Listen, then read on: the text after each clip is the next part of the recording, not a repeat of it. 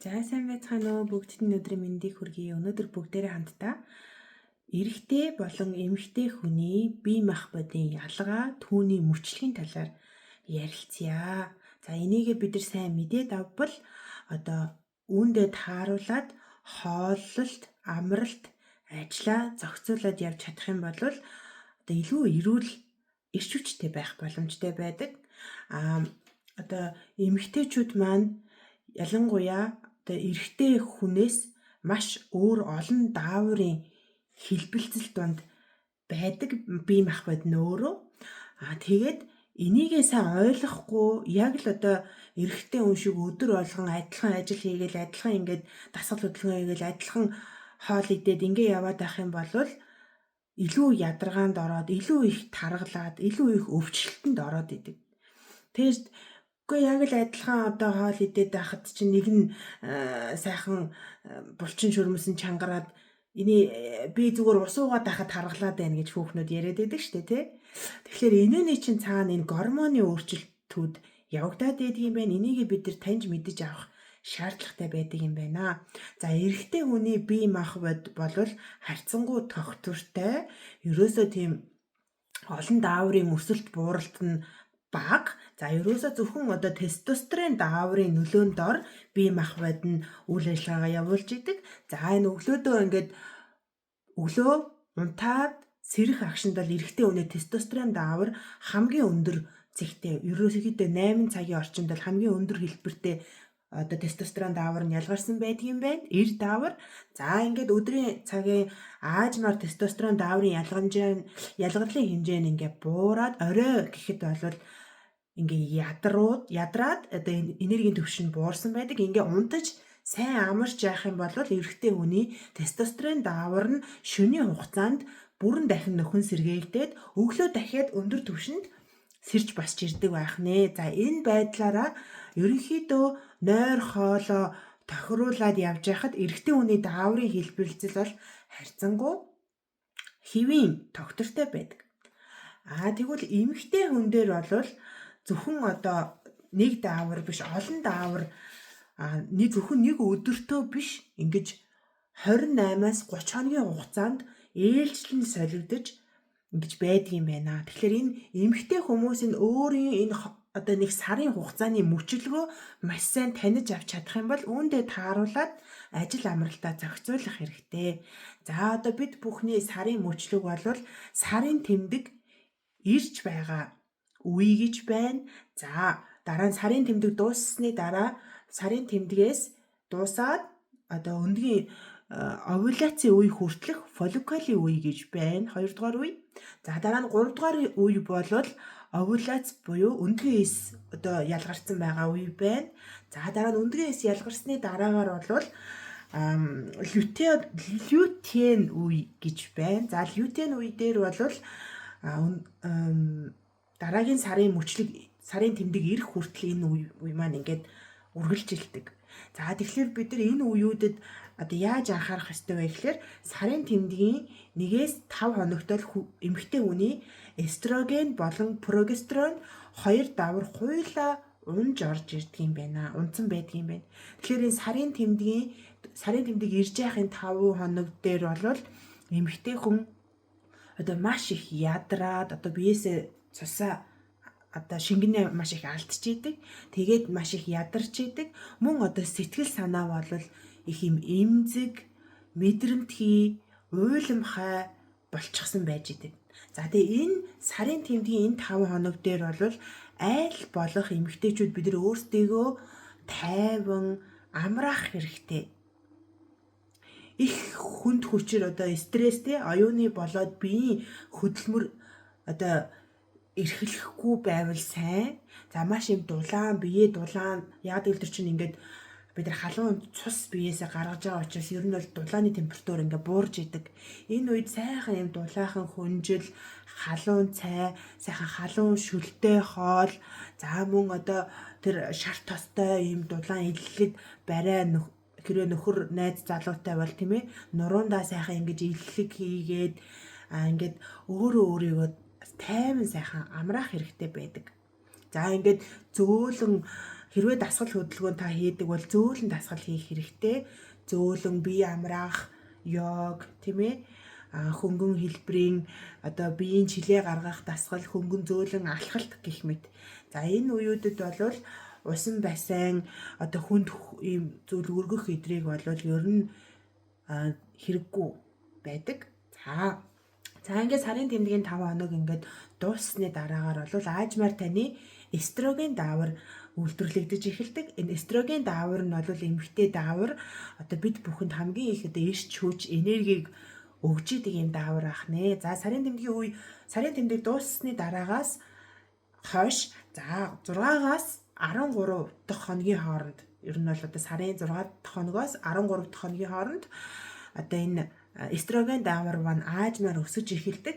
За энэ үед бол эмэгтэй хүмүүс маш их эрч хүчтэй, энергитэй, сэтгэл санаа илүү баясгалантай одоо юу хийвэл хийчих хэмжээний тийм ээ. За яг энэ үе дээрээ бол бид нар одоо тэр хамгийн оюун ухаан болоод биеийн одоо хүч энерги шаардсан ажлуудаа төлөвлөвөл одоо маш амжилттай бид нар гүйцэтгэж чадна.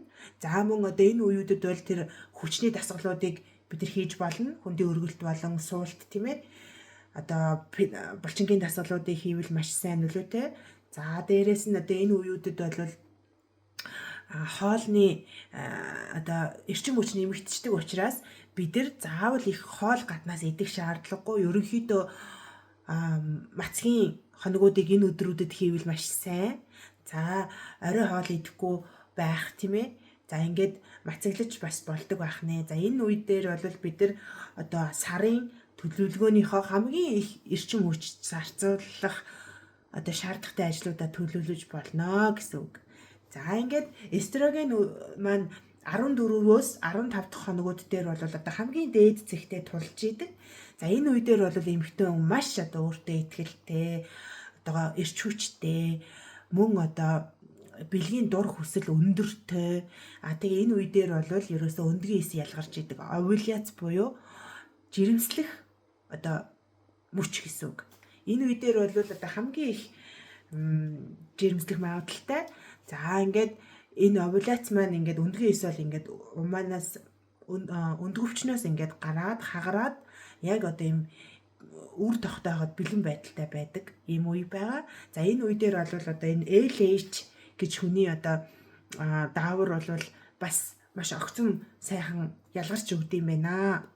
За энэ даавар ингээд 15 дахь хоногоос байхгүй болчдөг. За овуляц маань ингээд дуусаад 15 дахь хоногоос бол дараагийн 28, 29 дахь хоног хүртэл за бид бүхний одоо энэ дараагийн прогестерон даавар маань аажмаар ялгарч эхэлдэг. Энэ прогестерон даавар дээр энэ дээр бол бид бүхэн эмэгтэй хүмүүс жоохон илүү уур уцаартай болж магадгүй. Одоо илүү их нөгөө хоолны аппетит тийм ээ илүү их идэх гээд идэг. Бие маань өөрөө цаанаасаа нөгөө илүү их эрчим хүчийг шаардж байдаг. Тэгээд ер нь байглаасаа бол бид нар бол жирэмслэлтэнд бэлдэж гин гэсэн үг. Тэгээд дараагийн сарын тэмдэг эрэхтэй бэлдээд бидний умаа бол ингээд нөгөө цусан ханан бүрхүүлийг ингээд үүсгэж идэг. Тийм учраас тэрэнд маш их одоо эрчим энерги зарцуулаад ингээд өлсөд илүү ингээд хэвийн хэмжээнээсээ илүү их идэх аппетит маань нэмэгдсэн байж идэг. Тэгэхээр энэ үе дээр хамгийн одоо гол алдаа гаргадаг эмэгтэйчүүд маань энэ прогестерон одоо буюу одоо лютеол үед мацаглах гэж оролддог. За маш их хүнд хүчээр ажил дасгалууд тэг кардио ингэж хийх гэж оролддог. Тэгэл одоо яадгийн тургаал тийм ээ. Элдв одоо ингээд огт хоол идэхгүй өглөөжин ингээд явж ийснаа нөгөө тэр чин цаанаасаа би чинь эрчим энерги нэгж байгаа учраас гинтл оройн учиргүй их идэл ингээд алдаад идэг. Тэгэхээр бидний одоо хамгийн анхаарах ёстой үе маань бол энэ прогестерон даавар ялгарч байгаа лютеол үе дээр эмэгтэйчүүд маань энэ айгүй сайхан явж ирснаа л би идсэн баларсан тэгэл одоо хайцсан штэ гэдэг ийм яриануд та бүхэн маань маш их сонсдог баха. Тэгэхээр энэний чинь цаана энэ лютеол үе дээрээ л бид нар хит их өөрсдийгөө хүчлээд алдчихад байт юм байна. Тэгэхээр энэ лютеол үе дээр бид нар хит их хоолоо сайх хэрэггүй. Хит их тийм кардио хүчний дасгал хийх хэрэггүй байдаг. Энэ үе дээрээ бид нар ер нь бол хөнгөн йог, пилатес, алхалт хийх хэрэгтэй. Бүр одоо нөгөө сарын тэмдгийн үе шиг бүр хөнгөн биш. Тэгтээ ерөнхийдөө бүр тийм хүнд биш тийм ээ, дундаж орчмын. Дээрээс нь хоол хүнсээ бас яг дундаж орчмаар нь идэж явах хэрэгтэй.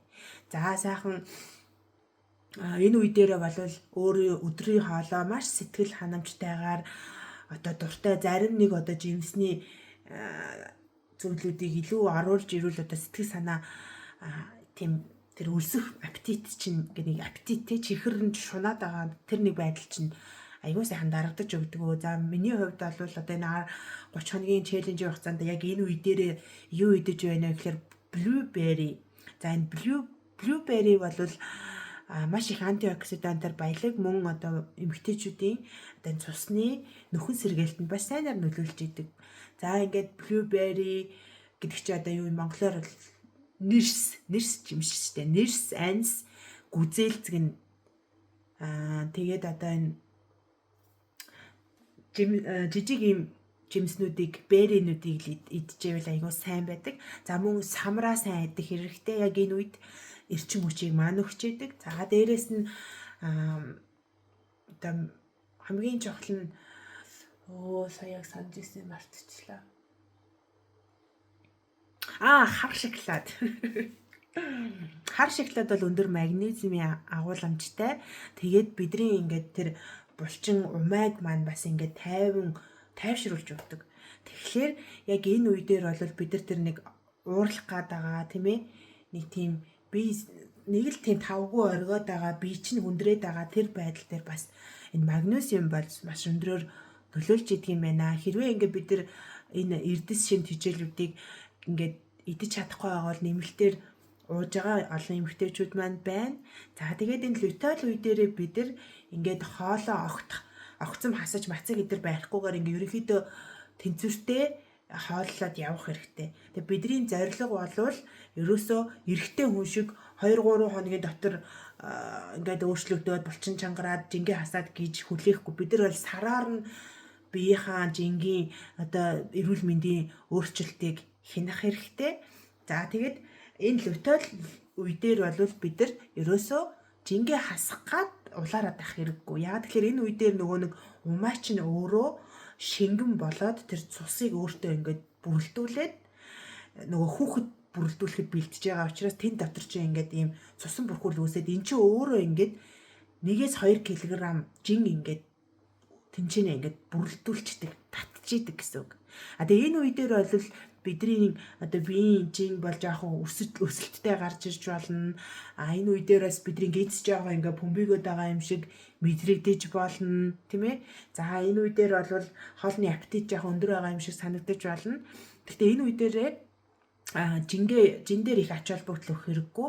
Ингээд дараагийн сарын тэмдэг эхлэх үед бол ингээд шингэн болоод тэр одоо хоримтлагдсан нөгөө хэрэв хүүхэд тогтоогүй, үр тогтоогүй болвол тэд үр тогтоогүй байна гэд ингээд тэр хүүхдэд зориулж бүрэлдүүлсэн цусаа буцаагаад ингээд бие маань өөрөө гатагшлуулдаг. Энэ үе дээр бол бид нар нөгөө сарын тэмдгийн өмнөх үеийн жин дээрээ буцаад хэвэн жин дээрээ ирчдэг.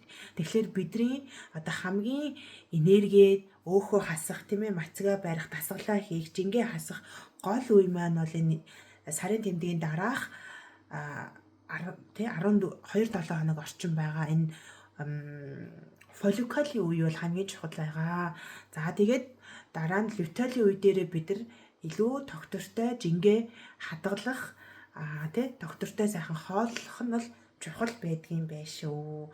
За тэгээд эдгээрийгээ бид нар мэдээд авчих юм бол энэ өөрийн мөчлөгтөө тааруулаад аль үедээ би мацгаа барих уу, аль үедээ би одоо дасгал хөдөлгөөнөө хийх үү, аль үедээ би илүү амарх вэ гэдгээ ингээд мэдэх хэрэгтэй. Тэгээ бид нар ингэж өөрийнхөө одоо хэмнэлт тааруулж явснараа илүү урт хугацаанд ядрахгүй, эр үйл байх боломжтой байдаг. Тэгэхээр эмэгтэйчүүд маань өөрсдийнхөө биеийн эрүүл мэндэд одоо илүү анхаарч өөрийнхөө биеийнхээ хэмнэл, өөрийнхөө гормонтой бас танилцаасай гэж би та бүхэндээ хүсэж байна. Тэгээд дэлгэрүүлээд интернетээс бас та бүхэн маань судлаарай, тийм ээ. За тэгээд бүгдд нь одоо амжилт хүсье. Баяртай дараагийн бичлэгээрээ уулзъя.